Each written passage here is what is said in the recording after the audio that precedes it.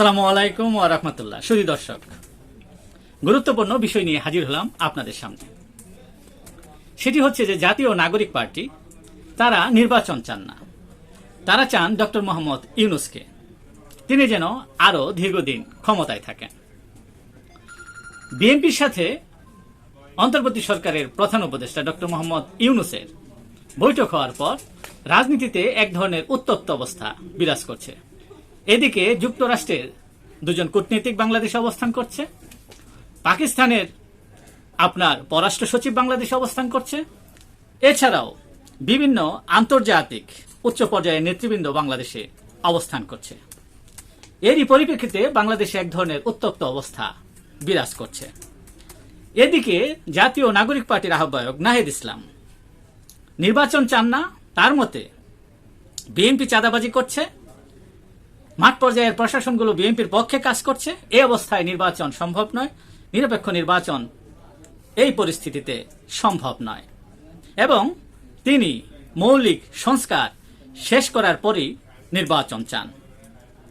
অন্যদিকে বিএনপি খারাপ চাঁদাবাজি দল, জামাত তাদের অতীত ইতিহাস খারাপ, স্বাধীনতা বিরোধী হিসেবে তাদের নাম আছে, এর আগেও এমন মন্তব্য তিনি করেছিলেন। সার্বিক দিক বিবেচনা করলে নাহিদ ইসলামের কথায় এটা বোঝা যায় যে একমাত্র দেশের শান্তি শৃঙ্খলা সমৃদ্ধির ব্যাপারে জাতীয় নাগরিক পার্টির চিন্তা সবচেয়ে বেশি। অন্যান্য যে রাজনৈতিক দলগুলো আছে তারা লুটেরা রাজনৈতিক দল, ফ্যাসিস্টের চেহারা যেন তাদের মধ্যে তিনি দেখতে পান। তারা দেশে শান্তি সমৃদ্ধি অগ্রগতির কথা বললেও ভিতরে ভিতরে তাদের দখলদারি আধিপত্য, সেই সাথে চাঁদাবাজি এবং দেশের জনগণের অর্থ আত্মসাৎ, বিগত সরকারের সময় আমরা অর্থ পাচারের যে তাণ্ডব লীলা আমরা দেখেছি, এমনটাই তাদের মধ্যেও প্রতিফলিত হওয়ার লক্ষণ তিনি দেখতে পান। এবং বৈষম্য বিরোধী ছাত্র আন্দোলন থেকে যে নতুন রাজনৈতিক দল হিসেবে তারা আত্মপ্রকাশ করলেন, এই নেতারা বিএনপিকে 5ই আগস্টের পর থেকে যে অভিযোগগুলো দিয়ে আসছে সেটি হচ্ছে যে বিএনপি 5ই আগস্টের পর দখলদারি শুরু করেছে, চাঁদাবাজি শুরু করেছে, নানা অভিযোগে অভিযুক্ত।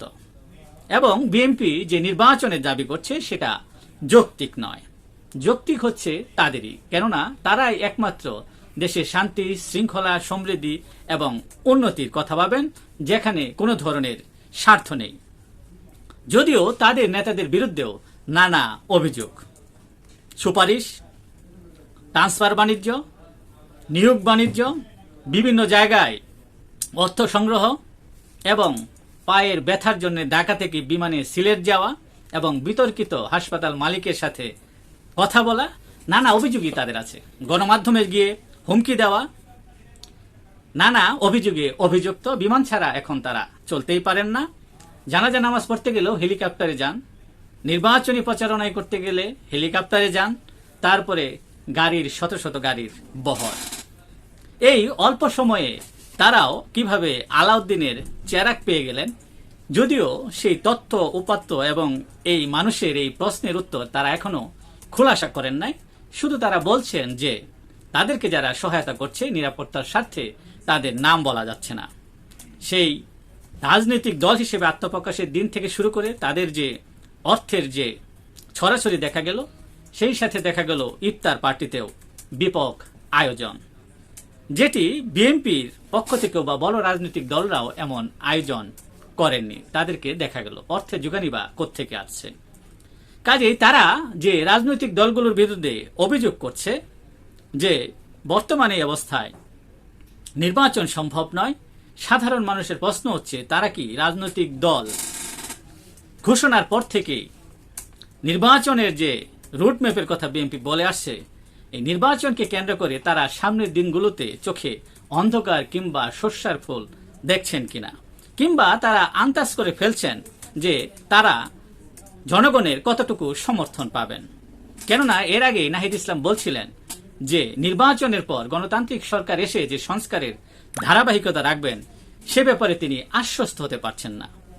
কাজে এই যে ব্যাপক জনগোষ্ঠীর সমর্থন নিয়ে যে ছাত্র সমাজের রাজনৈতিক দল তারা নির্বাচনে হেরে যাবেন কিংবা নির্বাচনে সংখ্যাগরিষ্ঠতা পাবেন না কিংবা ভোটের রাজনীতিতে তারা শক্ত অবস্থানে থাকবেন না, এমন চিন্তা ভাবনা তাদের মধ্যে কেন? তাহলে তারা কি আস্তে আস্তে জনবিচ্ছিন্ন হয়ে যাচ্ছেন?